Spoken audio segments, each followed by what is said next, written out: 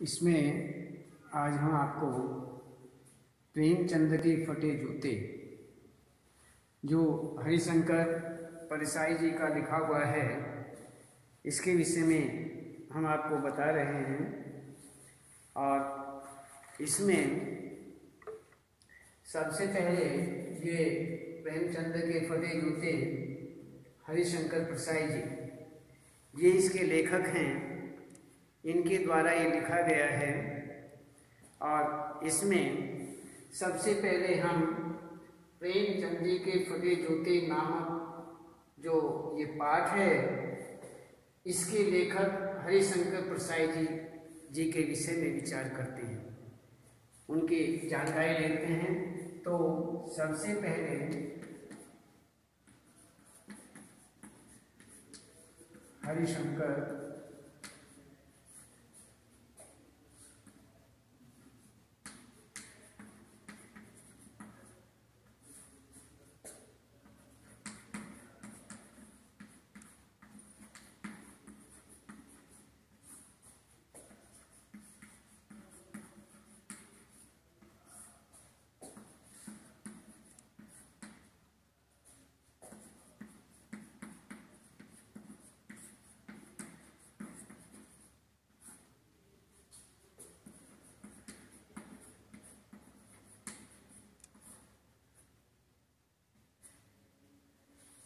साहित्यिक परिचय, हरिशंकर परसाई जी का जीवन परिचय एवं साहित्यिक परिचय।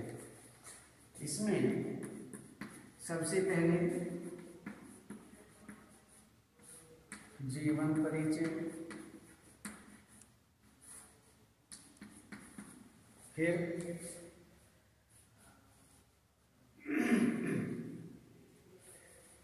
प्रमुख रचनाएं,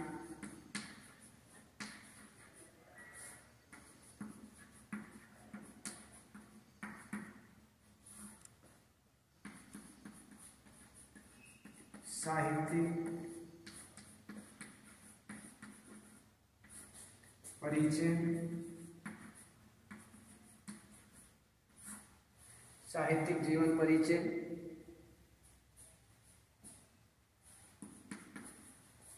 और साहित्यिक इसे हम भाषा शैली,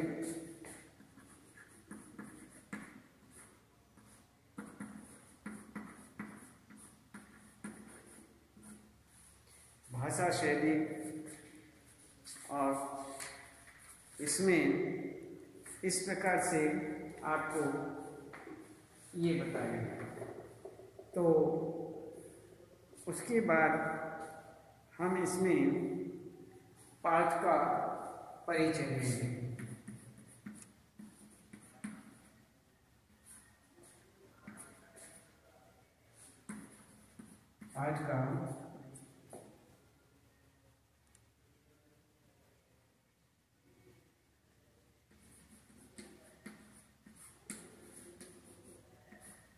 पाठ का परिचय।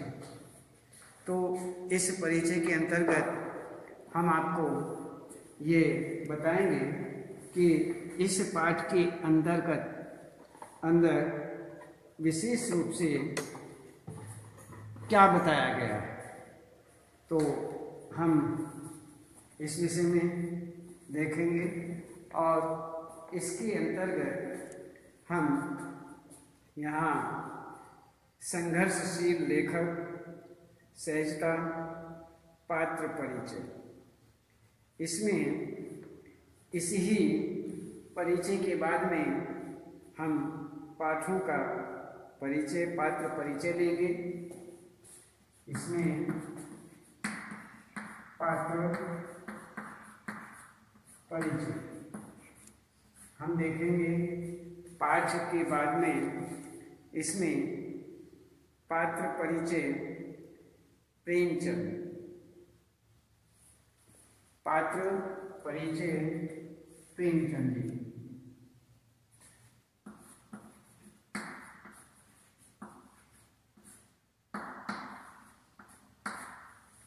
प्रेमचंद इसमें संघर्षशील लेखक,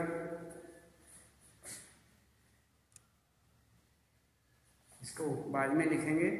इसमें संघर्षशील लेखक तो सबसे पहले हम देखते हैं इसमें जीवन परिचय।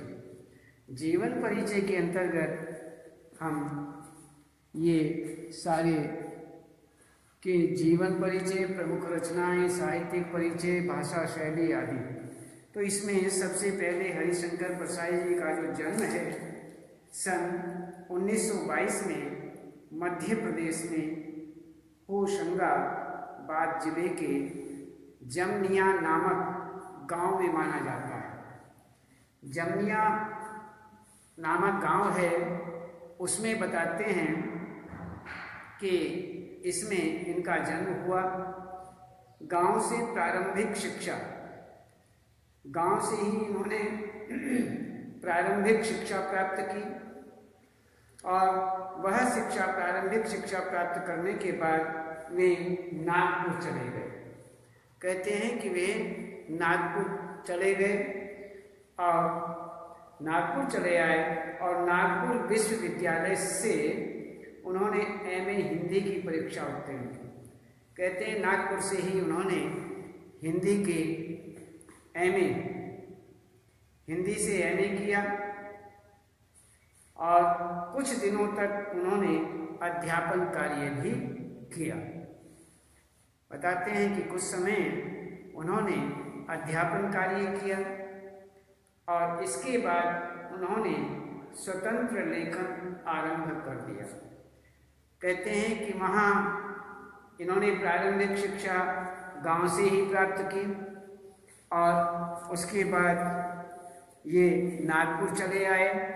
नागपुर से इन्होंने हिंदी में एमए किया और अध्यापन कार्य भी किया। कुछ दिनों के लिए अध्यापन कार्य किया और उसके बाद ये स्वतंत्र लेखन में लग गए। कहते हैं कि स्वतंत्र लेखन में इन्होंने अपना कार्य प्रारंभ कर दिया। तो उन्होंने जबलपुर से साहित्यिक पत्रिका, एक जबलपुर से साहित्यिक पत्रिका निकलती थी, उस वसुधा का प्रकाशन भी किया। उसका जो वहाँ से यह पत्रिका निकलती, इसका इन्होंने प्रकाशन किया। तो इस प्रकार से, परंतु घाटा होने के कारण इसे बंद करना पड़ा। कहते हैं कि जो जबलपुर से पत्रिका, वसुधा नामक पत्रिका निकलती थी, उसका इन्होंने प्रकाशन किया, लेकिन कारण क्या रहा, उसमें घाटा हो गया और घाटा होने के बाद इन्होंने उसे बंद कर दिया, इन्हें उसे बंद करना पड़ा। तो इस प्रकार से उन्होंने विषम परिस्थितियों से कभी हार नहीं मानी। वे विषम परिस्थितियों के आधार पर वह विशेष रूप से कार्य करते थे। वह कभी भी संघर्ष से पीछे नहीं हटते थे। वे हमेशा संघर्षपूर्ण जीवन को उन्होंने बिताया। परिस्थितियों से कभी वे हार नहीं मानते थे और इस प्रकार आगे बढ़ते हुए वह 1995 में देहावसान को प्राप्त हुए। अर्थात 1995 को उनका शरीर पूरा हो गया। तो इस प्रकार से यहाँ पर इनका जीवन परिचय हुआ। तो जीवन परिचय के बाद हम देखते हैं यहाँ की प्रमुख रचनाएं। तो इन प्रमुख रचनाओं के अंतर्गत हरिशंकर परसाई ने अत्यधिक मात्रा में लेखन कार्य किया। इन्होंने बहुत लेखन कार्य किया। इन्होंने लेखन कार्य का भरमार किया। उनकी अनेक पुस्तकें प्रकाशित हो चुकी हैं। कहते हैं कि अनेक पुस्तकें जो हैं वो प्रकाशित हुई। उनकी प्रमुख रचनाएं इस प्रकार मानी जाती हैं। कहते हैं कि उनकी प्रमुख रचनाएं इस प्रकार से हैं, वह हर तरह से देखने को मिलती है। कहते हैं कहानी संग्रह,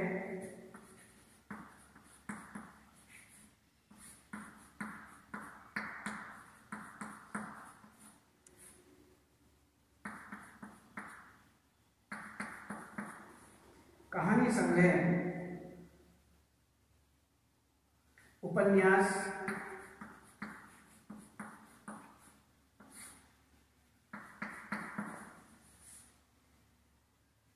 निबंध संग्रह,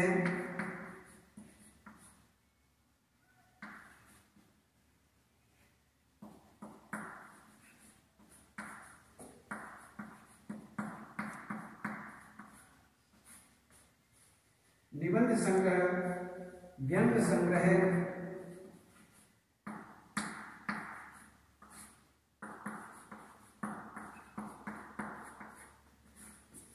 व्यंग्य संग्रह, ये भी इन्होंने लिखा। और इसमें उसके बाद इन्होंने व्यंग्य संग्रह,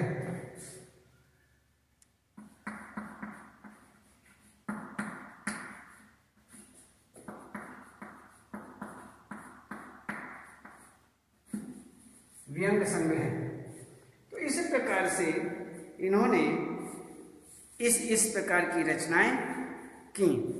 तो इसमें हम देखते हैं कि प्रमुख रचनाओं के अंतर्गत इन्होंने क्या क्या लिखा। कहानी संग्रह, उपन्यास, निबंध संग्रह और व्यंग्य संग्रह, ये सब इन्होंने लिखा। तो इसमें इन्होंने कम नहीं लिखा, इन्होंने बहुत रचनाएं की, बहुत लेख लिखा। कहानी संग्रह के अंतर्गत यदि हम देखते हैं, हंसते हैं रोते हैं, इन्होंने लिखा है हंसते हैं रोते हैं, ये इनकी कहानी है। जैसे उनके दिन फिरे, जैसे उनके दिन फिरे। अब उपन्यास देखते हैं कि उपन्यासों में रानी नागफनी की कहानी, उपन्यास इन्होंने लिखा है रानी नागफनी की कहानी, तट की खोज, ये इन्होंने उपन्यास लिखे। निबंध संग्रह, तब की बात और थी, भूत के पांव पीछे, बेईमानी की परत, पगडंडियों का जमाना, शिकायत मुझे भी हैं, सदाचार का ताबीज और अंत में। तो और अंत में, तो इस प्रकार से इन्होंने कम नहीं लिखा।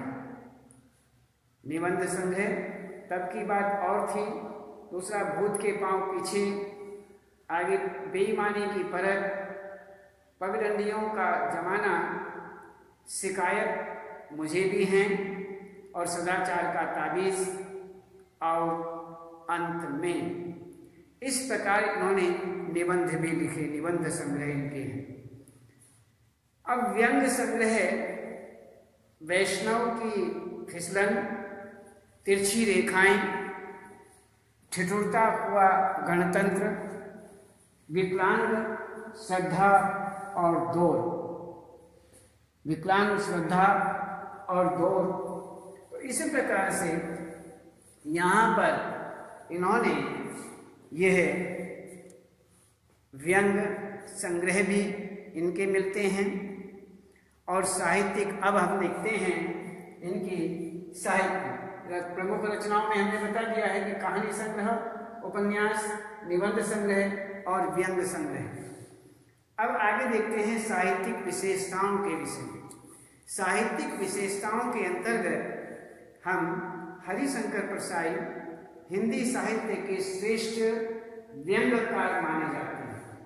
कहते हैं हरिशंकर परसाई जी जो हैं वो हिंदी साहित्य के श्रेष्ठ व्यंग्यकार माने जाते हैं।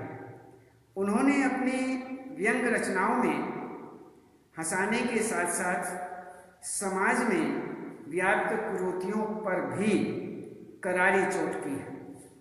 जितने भी प्रकार की कुरीतियाँ थी, बुराइयाँ थी समाज के अंदर, उन पर भी इन्होंने बहुत करारी चोट की। उनकी अधिकतर रचनाएं भारतीय जीवन के पाखंड के ऊपर, भ्रष्टाचार के ऊपर आदि पर लिखी गई। पाखंड और भ्रष्टाचार आदि पर लिखी गई। उन्होंने सामाजिक, राजनैतिक और साहित्यिक जीवन में समाई बुराई, जो उसमें बुराइयां थीं, उन बुराइयों, बेईमानी, भ्रष्टाचार को अपना विषय बनाया। बेईमानी जो उसमें समा गई थी और जो भ्रष्टाचारी उसमें समा गई थी, भ्रष्टाचारी थी, उन विषयों पर उन्होंने अपनी रचनाएं लिखी और उन्होंने सामाजिक, राजनैतिक और साहित्यिक जीवन में हर प्रकार से अपना इन्हीं को, समाई बुराई, बेईमानी, भ्रष्टाचार आदि को ही अपना विषय बनाया। तो इसी प्रकार से इन्होंने ये लिखा। तो इसमें साहित्य से संबंधित इस प्रकार की इनकी विशेषताएं रही। अब हम देखते हैं भाषा शैली। भाषा शैली के अंतर्गत यदि हम देखें तो हरिशंकर परसाई की भाषा में व्यंग की प्रधानता मानी जाती है। उनका लेख जो है, उनकी भाषा जो है, व्यंग्यात्मक भाषा शैली उनकी रही और उनकी भाषा के अंतर्गत व्यंग की चोट की गई। व्यंग की प्रधानता उनकी भाषा के अंतर्गत थी। उनकी भाषा सामान्य होते हुए भी, उनकी भाषा सामान्य थी, लेकिन सामान्य भाषा होते हुए भी संरचना के अनूठेपन के कारण इस प्रकार की वो रचना करते थे कि उस अनूठेपन के कारण विशेष स्मारक क्षमता रखती है। कहते हैं कि वह बहुत ही सरल थे और सामान्य उनकी भाषा थी, फिर भी वो इस प्रकार की रचनाएं करते थे जिसके कारण बहुत अधिक चोट लगती थी। उनकी चोट बहुत क्षमतापूर्ण थी। उनके एक एक शब्द में व्यंग के तीखेपन को देखा जा सकता था। कहते हैं कि उनके एक एक शब्द के अंदर उनकी व्यंग्यात्मकता को देखा जा सकता था, तीखेपन को देखा जा सकता था। तो लोग प्रचलित हिंदी के साथ साथ उर्दू, अंग्रेजी शब्दों का भी उन्होंने खुलकर प्रयोग किया।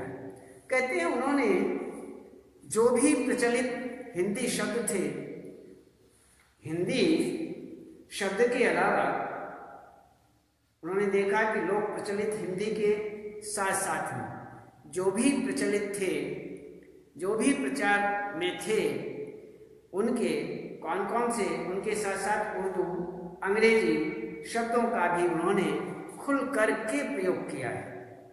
किसी भी प्रकार का उन्हें संकोच नहीं था। उन्होंने संकोचवश इन्हीं भी शब्दों का उन्होंने प्रयोग नहीं, खुल करके उन्होंने विशेष रूप से प्रयोग किया। तो इस प्रकार से यहाँ पर हमने आपको बताया हरिशंकर प्रसाई जी का जीवन, संक्षिप्त जीवन परिचय और प्रमुख रचनाएं। उन प्रमुख रचनाओं के अंतर्गत कहानी संग्रह, उपन्यास, निबंध संग्रह, व्यंग्य संग्रह, इन्होंने क्या क्या किए हैं, क्या क्या रचनाएं लिखी हैं। और उसके बाद साहित्यिक परिचय, साहित्यिक विशेषताओं के अंतर्गत हमने आपको बताया और भाषा शैली। इस प्रकार से हमने आपको इनके पूर्णतः जीवन, साहित्य जीवन के विषय में बताया। अब हम देखते हैं पाठ का परिचय। पाठ के परिचय के अंतर्गत हम यहाँ देखते हैं जो प्रस्तुत निबंध में, जो ये प्रस्तुत निबंध है प्रेमचंद के फटे जूते, ये यहाँ पर ये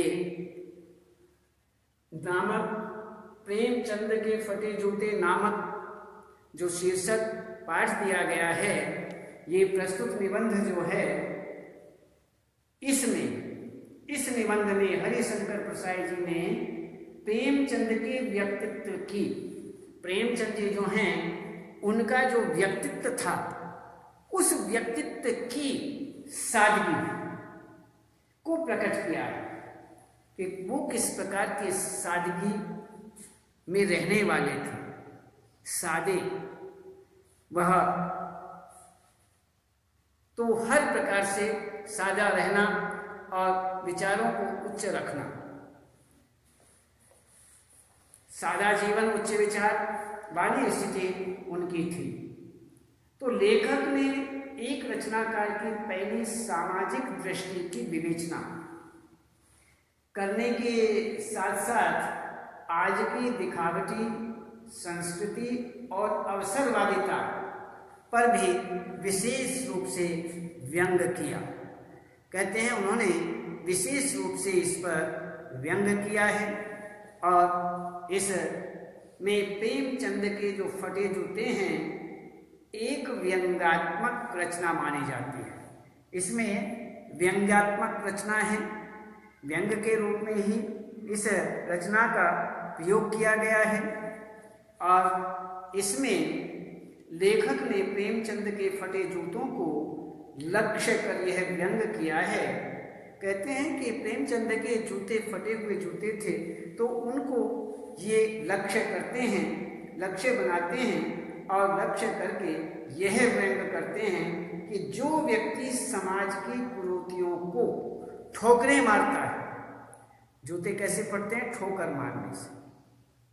तो कहते हैं कि फटे हुए जो जूते थे उनसे ये लक्ष्य, किस प्रकार का लक्ष्य, अर्थात जूतों को लक्ष्य करके उन्हें माध्यम बना करके यह व्यंग करते हैं कि जो व्यक्ति समाज की बुराइयों को ठोकरे मारता है, कुरीतियों को ठोकरे मारता है, समाज उनके साथ कैसा व्यवहार करता है। जब वह उन बुराइयों को, अर्थात उन बुराइयों का विरोध करता है, उन्हें ठोकर मारता है, उन्हें अपनाने से मना करता है, तो समाज जो है उनके साथ किस प्रकार का व्यवहार करता है, कैसा व्यवहार करता है, यहाँ पर यह बताया गया है।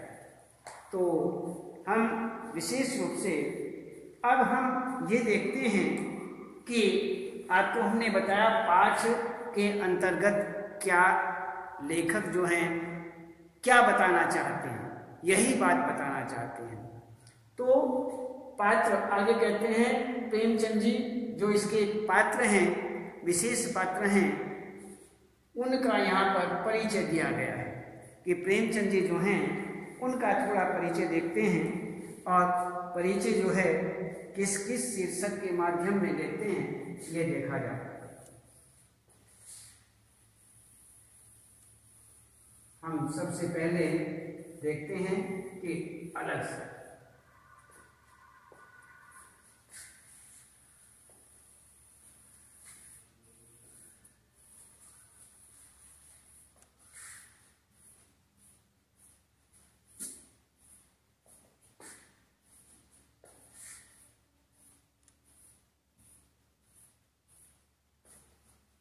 इसमें हम सबसे पहले देखते हैं पात्र परिचय।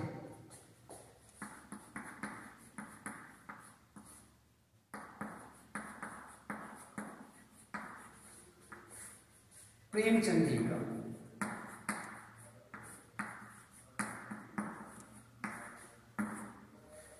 प्रेमचंद, तो इसमें इसके अंतर्गत संघर्षशील लेखक, इसमें हम देखते हैं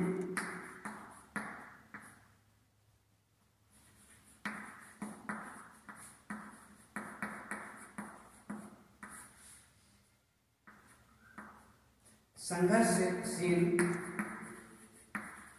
लेखक।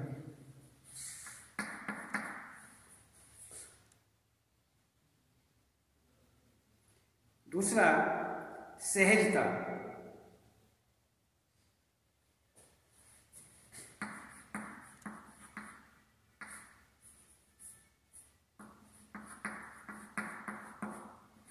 सहजता। तीसरा लेते हैं अपराजेय व्यक्तित्व।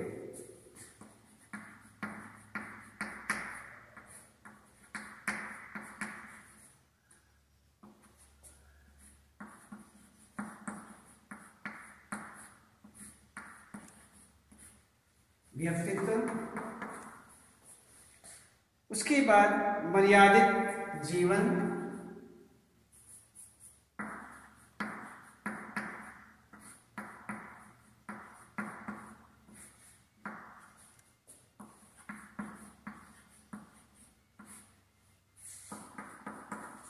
मर्यादित जीवन, कष्टों से भरा जीवन,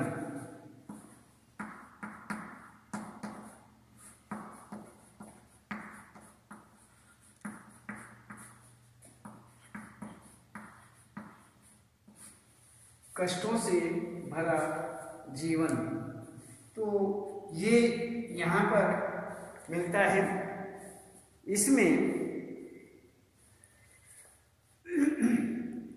तो सबसे पहले हम इस विषय में ये देखते हैं कि इनका अर्थात पात्रों का जो परिचय है, पात्र परिचय, इसके अंतर देखते हैं कि संघर्षशील लेखक, लेखक जो हैं वह संपूर्ण जीवन संघर्ष करते रहे।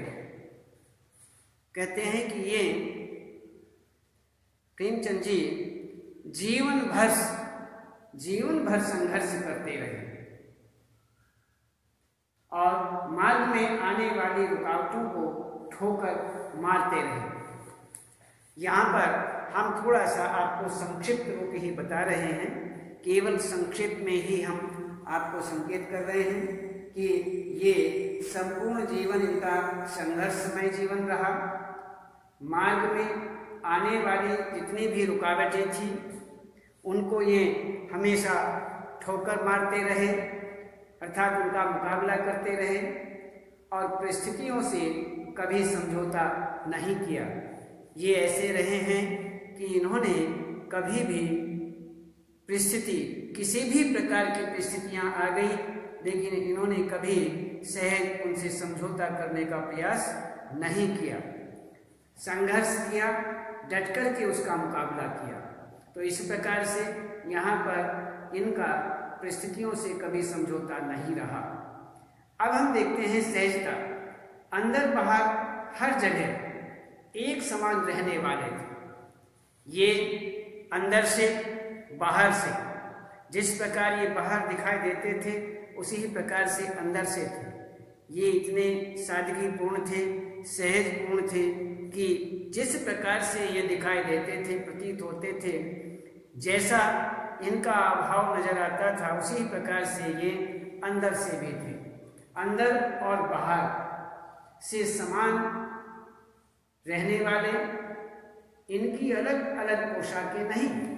कहते हैं कि जो ये पोशाक पहन रहे हैं वह हर उत्सव, किसी भी प्रकार की खुशियाँ, अन्य कैसे भी, ये उन्हीं पोशाकों को घर में भी और बाहर भी ये उसी पोशाक को पहनने वाले व्यक्ति थे।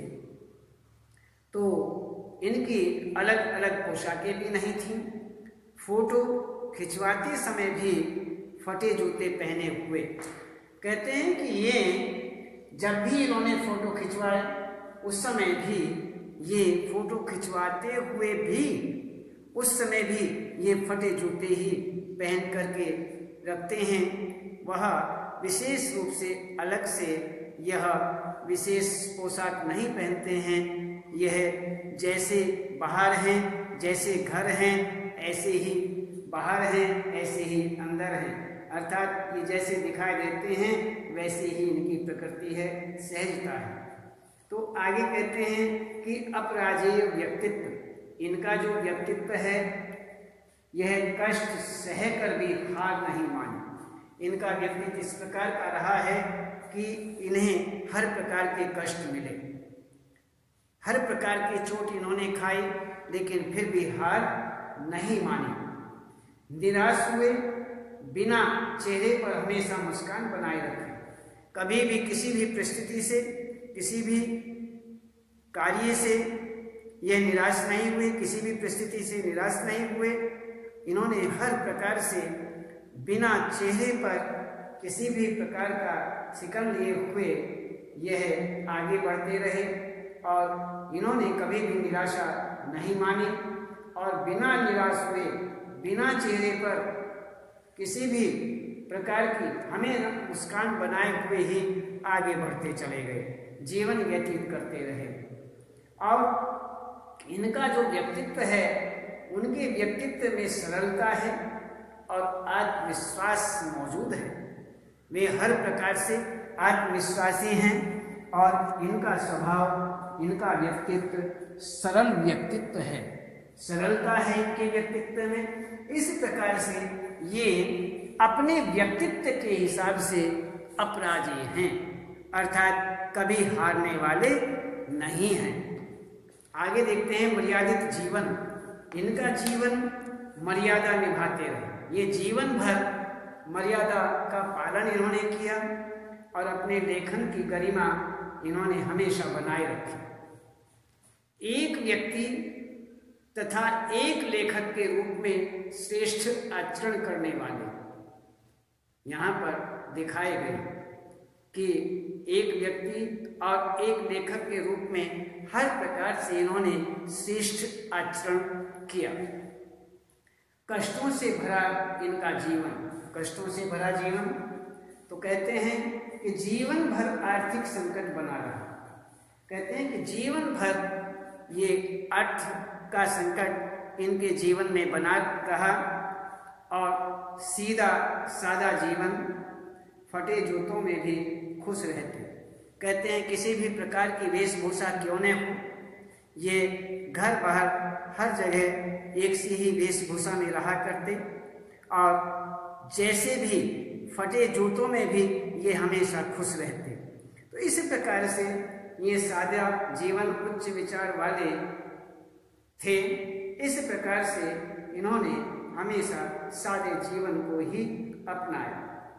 तो इस प्रकार से हम देखते हैं कि आपके सामने हमने यहाँ पर जीवन परिचय के अंतर्गत आपको बताया जीवन परिचय, साहित्यिक परिचय और अन्य इनका जीवन परिचय, प्रमुख रचनाएं, साहित्यिक विशेषताएं, भाषा शैली आदि हमने आपको सभी बताया। और प्रमुख रचनाओं के अंतर्गत कहानी संग्रह, उपन्यास, निबंध संग्रह और व्यंग्य संग्रह के विषय में आपको बताया।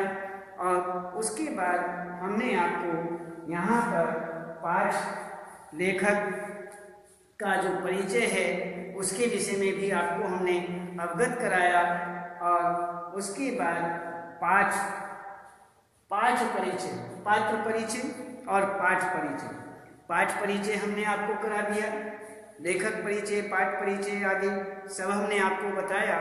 और उसके बाद आपको पात्र परिचय, प्रेमचंद जी के का यहाँ पर परिचय, ये पात्र हैं प्रमुख पात्र और इनका भी यहाँ पर विशेष रूप से यहाँ पर परिचय कराया, जिसमें संघर्षशील लेखक, सहजता, अपराजेय व्यक्तित्व, मर्यादित जीवन और कष्टों से भरा जीवन।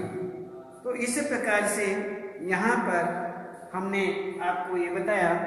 आज हम केवल आपको इतना ही बताते हैं और हम आपको फिर बताएंगे।